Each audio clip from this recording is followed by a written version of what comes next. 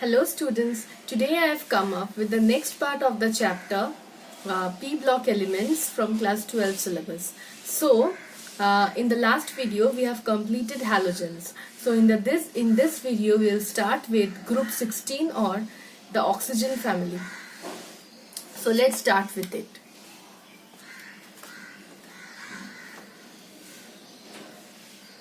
So we are going to start with the oxygen family. So the first part that we are going to start with is electronic configuration.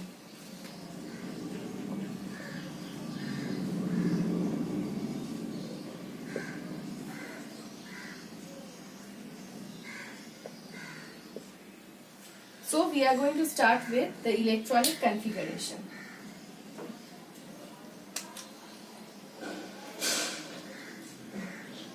Oxygen, sulfur, selenium,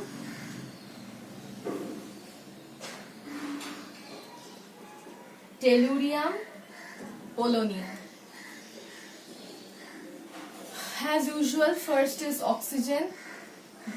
The previous noble gas of oxygen is helium. So helium 2s2 2p4. For sulfur it is neon 3s2 3p4. For selenium it is argon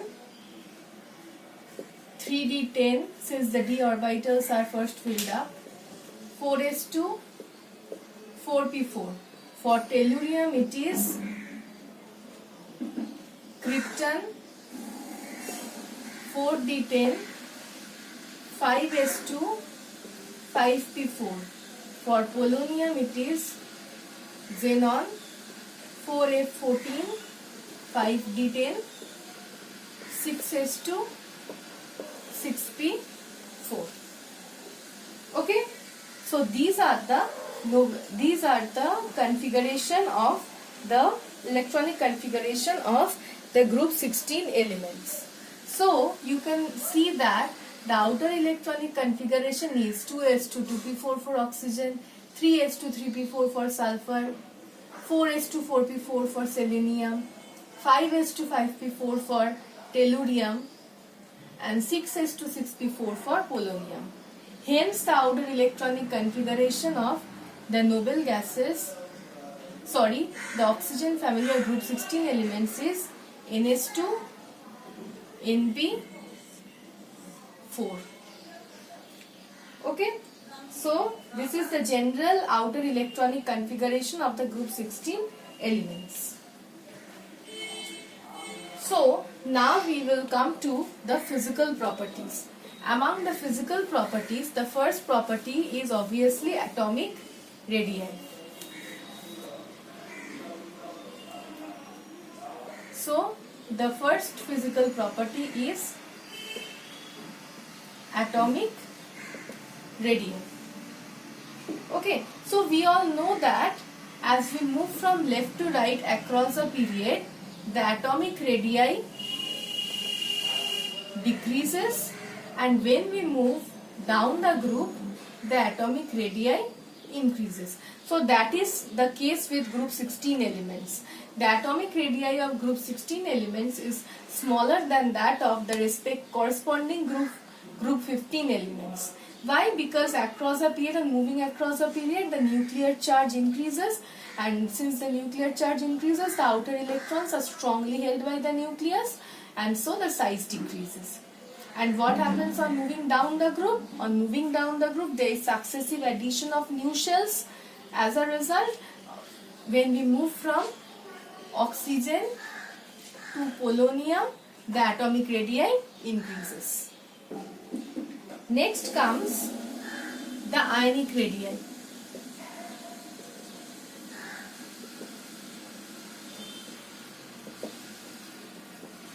Ionic radii. Now, by seeing the electronic configuration of the group 16 elements, NS2 NP4, this is the outer electronic configuration of group 16 elements, you can see that it is 2 electron less than attaining the octet rule. So if it gains 2 electrons, it will become stable.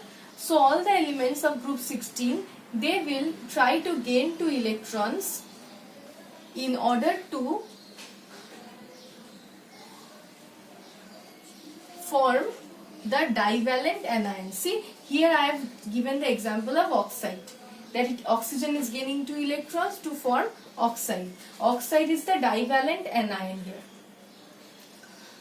The size of this divalent anion, ionic size of the divalent anion is greater than the atomic radii of oxygen. It is same for the others also.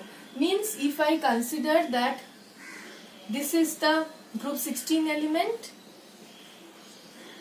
and this is the divalent anion, then the ionic radii of the divalent anions will be greater than the corresponding atomic radii of the group 16 elements. Now why is this? Because see, in the divalent anions 2 electrons are added. 2 electrons will be added in the outermost shell, but the nuclear charge will be remaining same because nuclear charge of a particular element will remain same whether electrons are added or removed. So see, since 2 electrons are added but that nuclear charge on the outer electrons remain same, so the extra electrons are not that tightly held by the nucleus. As a result, the ionic radii of the divalent anion becomes greater than the atomic radii of the corresponding atom. Okay? So, this is the second physical property. Now I will come to the third physical property. What is the third physical property? It is ionization enthalpy.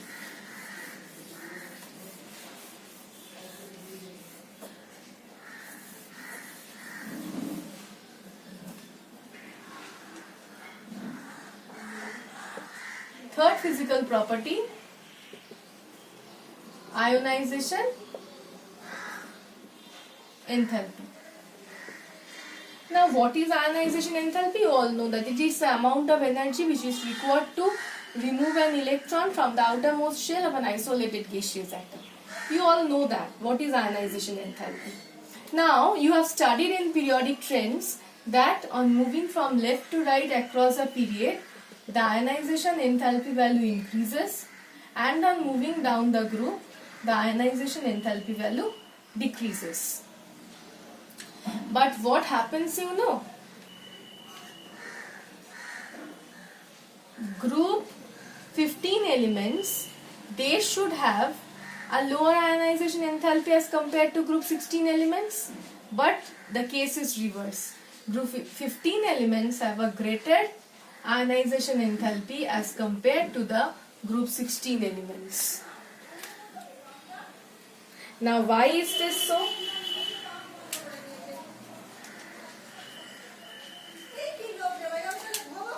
Okay, group 16 elements have an outer electronic configuration of Ns2 Np4 and group 15 elements is 1 electron less than group 16 elements.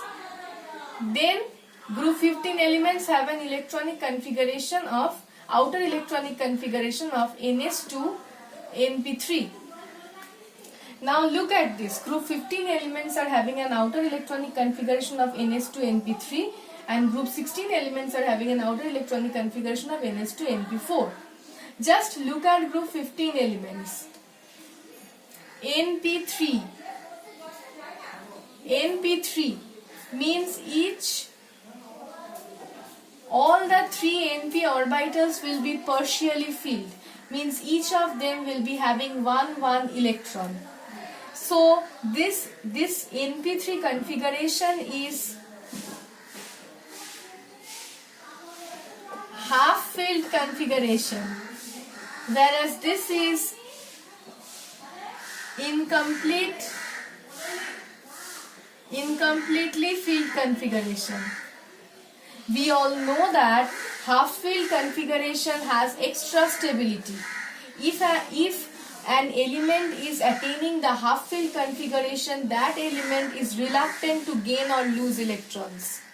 So removing an electron from NP3 is very difficult, because if an electron is removed from NP3 configuration, then it will break the stability of the half-filled configuration.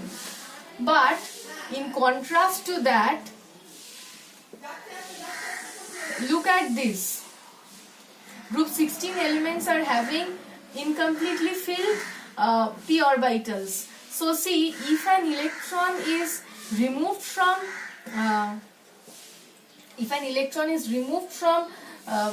group 16 element, then the configuration will become NP3 from NP4, removing one electron, forming NP3. Look at this. If it is forming NP3, then it will gain the extra stability of half-filled configuration. So removing an electron from the outermost shell of group 16 elements is very easy, because they will easily remove electron to gain the stability of half-filled configuration. As a result, here very high, if an electron has to be removed from a group 15 element, a huge amount of energy will be required to remove that electron. So the ionization enthalpy value for group 15 is high, but for group 16 an electron can be easily removed, so very less amount of energy will be required to remove that electron from a group 16 element. So the ionization enthalpy of group 16 element is less than that of group 15 element. Okay, so this is the concept of ionization enthalpy. Now I will come to the next topic, which is next physical property, which is electron gain enthalpy.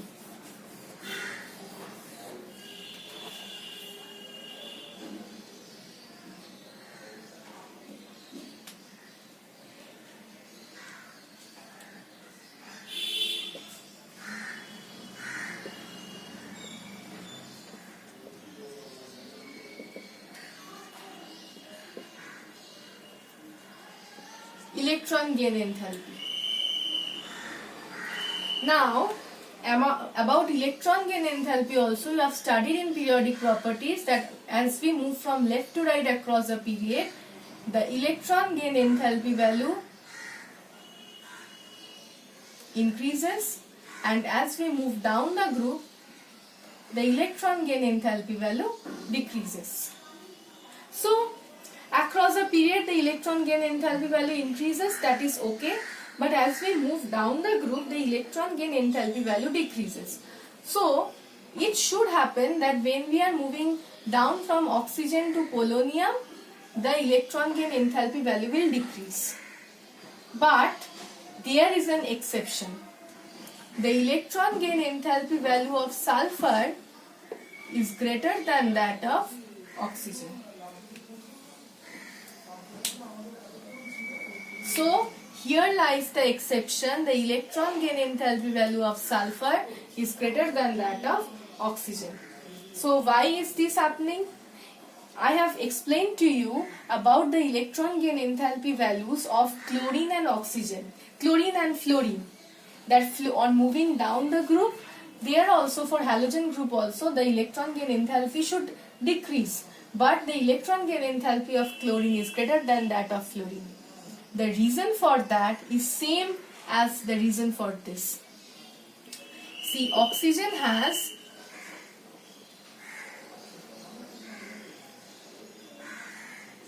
the outer or electronic configuration 2s2 2p4, but for sulfur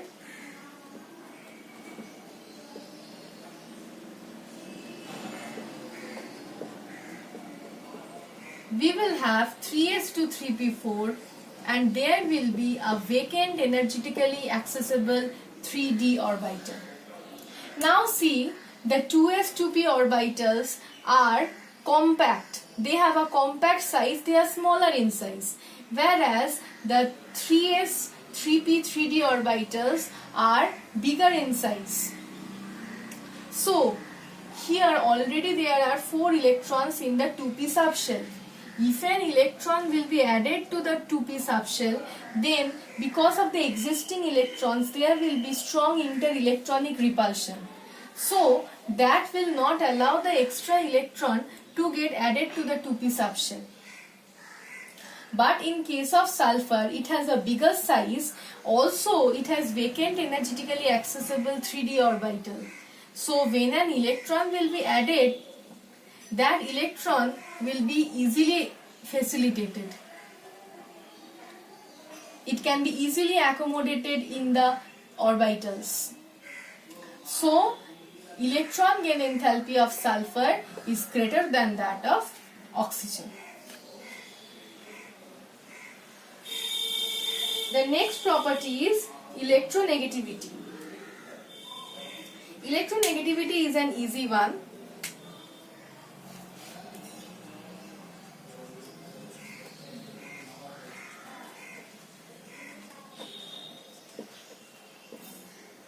Electronegativity is an easy one. See, group 16 elements have a small size as compared to the other group 15, group 14 elements and other elements also. And hence, since they are towards the right side of the periodic table, they have a high value of nuclear charge also. So they have a tendency to gain electrons. They have a high tendency to gain electrons. So the group 16 elements generally have high electronegativity. And obviously, on moving from oxygen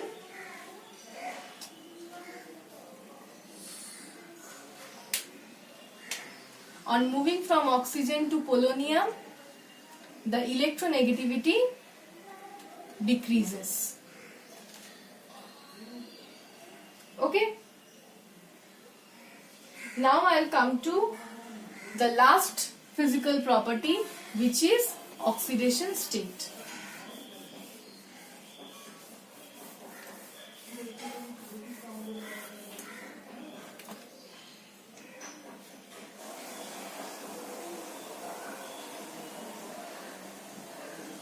Oxidation state.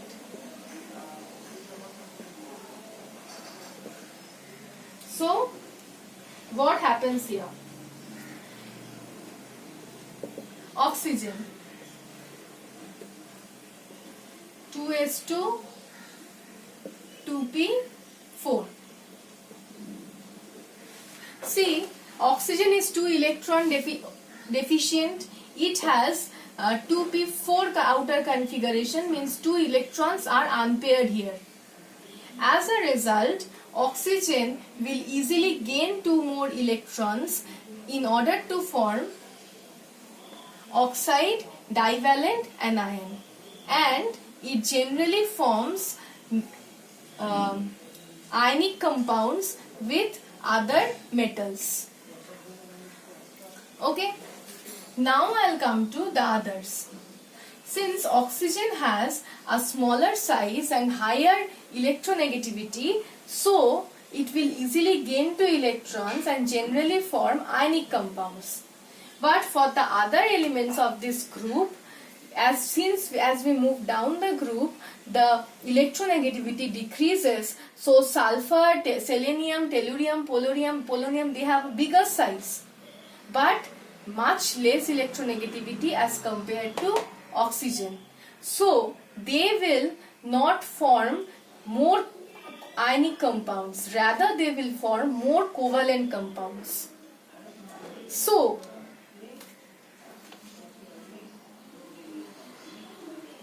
for sulfur,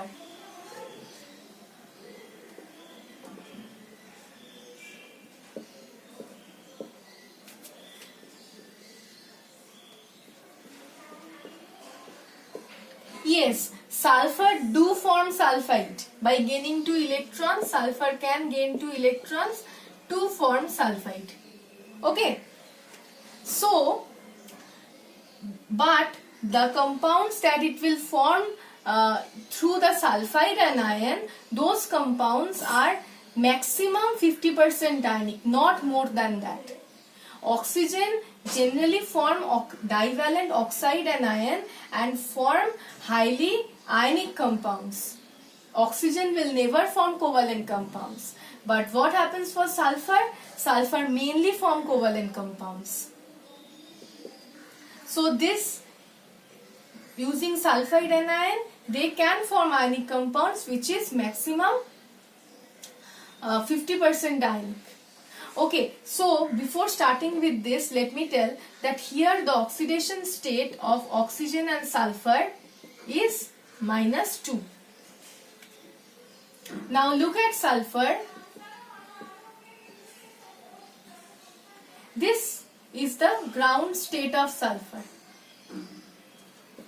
In the first excited state, sulfur will excite one electron from 3s to the vacant 3d.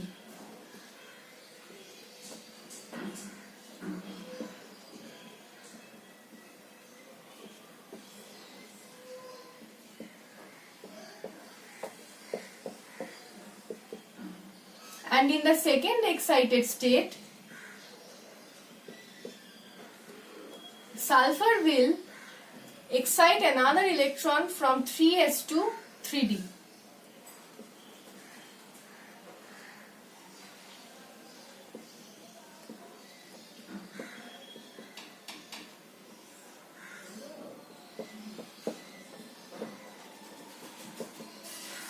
So now look at this.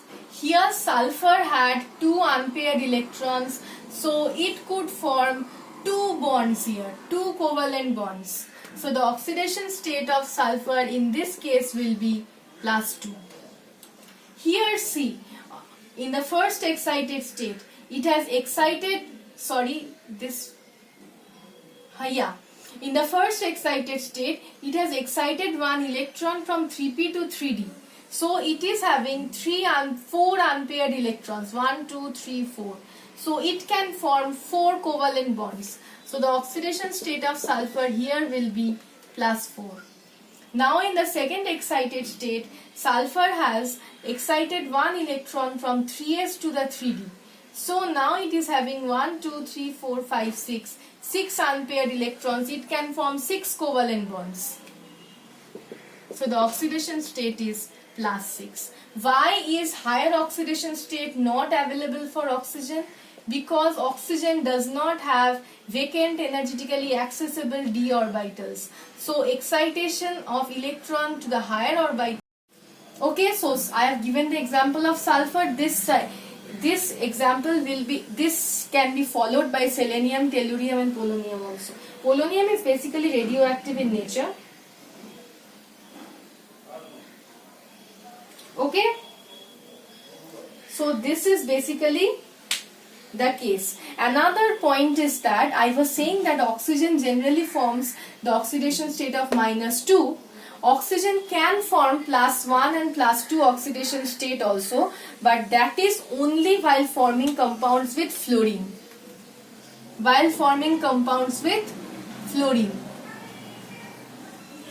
Only in these two cases, only in compounds with fluorine, oxygen will have +1 and +2 oxidation state.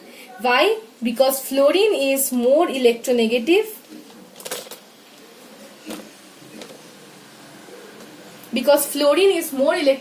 Than oxygen. Okay?